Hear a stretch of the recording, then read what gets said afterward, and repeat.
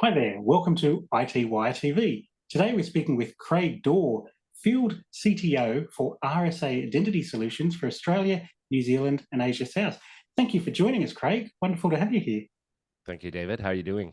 Oh, good, excellent, especially seeing your charming face. That makes my day much brighter. Good for a Monday morning, yes. Yes. So, Craig, I understand you've come up with a thesis about AI is giving us identity crisis, and actually, you've got a lot of material on it. So, I'm happy to say this is part one of a three-part discussion we're going to have. So that's exciting. So today we want to talk about, can AI solve a crisis in zero trust? I understand. So, Yeah, that's certainly part of the conversation. yeah. So I guess just to make sure we all understand, what is zero trust in a nutshell? Yeah, let's define zero trust really briefly, because the conversation that we wish to have is the more exciting stuff around AI. But certainly, zero trust has a lot of legs in the market because it is a new approach to cybersecurity, essentially. And it's nothing new. Zero trust has been around for over 30 years in various forms, but it was reactivated and reawakened by a fellow out of Forrester Research that really nicely condensed the topic into one central tenet. And then out of that came a set of principles. And of course, the market grabbed hold of it. And it's just a new approach to cybersecurity, which the central tenet of which is never trust, always verify. And to put that into real terms is the traditional means of doing network security is to look at it like a castle with a moat. And the idea is that when you get onto the network, you're inside of the castle and you can visit any room inside this castle willy-nilly. No one checks you. They just check you at the gate. So in network security, people make this assumption or have made this assumption where if you're on the organization's network, you're going to be able to access near everything inside without necessarily being checked. So zero trust kind of upends that assumption. It says, great, you're inside the castle, but do you have access to this room or that room? And it checks you every single time. And that's essentially what zero trust attempts to do. But obviously, in reality, it's a whole different story making that real inside of an organization. It's not a product that you can just, buy, install, and away you go. It's actually a legitimate approach that an organization must undertake to realize what zero trust can mean. Right. And what are some of the, I guess you say there's not a product and so on. So I guess what are some of the myths around zero trust? Is it really something that you can just deploy and it solves every problem, or the Yeah, I suppose I already addressed one of the first common myths is it a product? And it's not, right? There are certainly capable products that can help an organization on a journey. But the myth is can I get this product and install it and suddenly magically have zero trust? And the answer is no. The second myth that is very common is, well, do I need identity and access management if I'm just verifying everybody for everything? And the answer is it makes it even more important under a zero trust modality. You cannot get away from a real human, live human body accessing a resource. You need to manage that. And within a zero trust mindset, the idea is that you need to verify whether a person can even connect in the first place, say from a laptop that they're using in their hotel room while they're traveling around.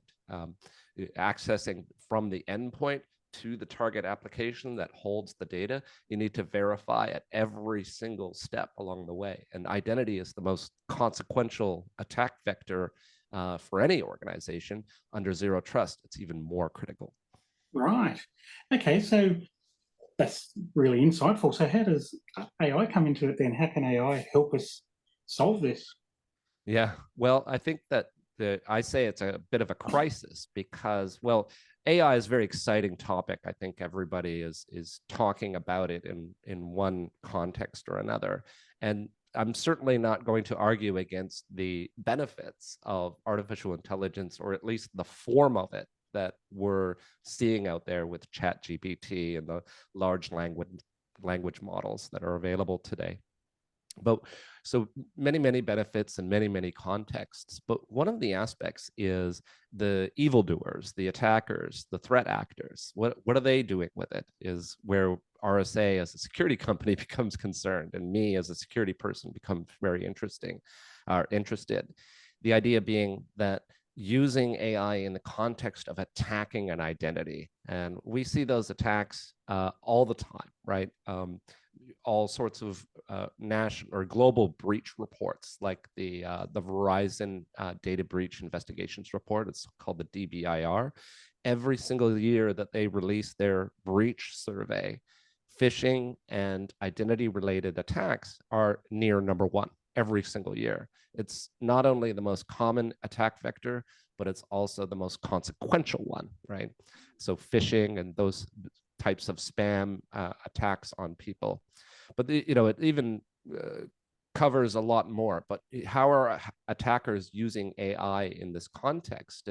One is they're getting a lot smarter around the content of their spam, right? There's one very common example of a phishing attack that's referred to as a romance phish. Okay. What that means is attacking a human who might be a little bit lonely and enticing them to develop a relationship with that person using flowery language and flattery and so on. AI is allowing these attackers to really double down on these, I guess, the poetic nature of what they're trying to do. This is somewhat of a humorous example, but it's a consequential example of how AI is being used to write the content of these messages without spelling errors, great grammar, very flowery language, in order to entice someone to sort of hand over their credentials or hand over their money and that sort of thing. It really does happen. So that's a great example of how AI is being used on a social level to affect social engineering. Now think about AI being used in the context of writing malware. So malware can take many forms. Obviously, if AI is used to create malware, that's still malware at that point. But one aspect is if you had malware that could actually change its own code, and that's referred to as polymorphic code.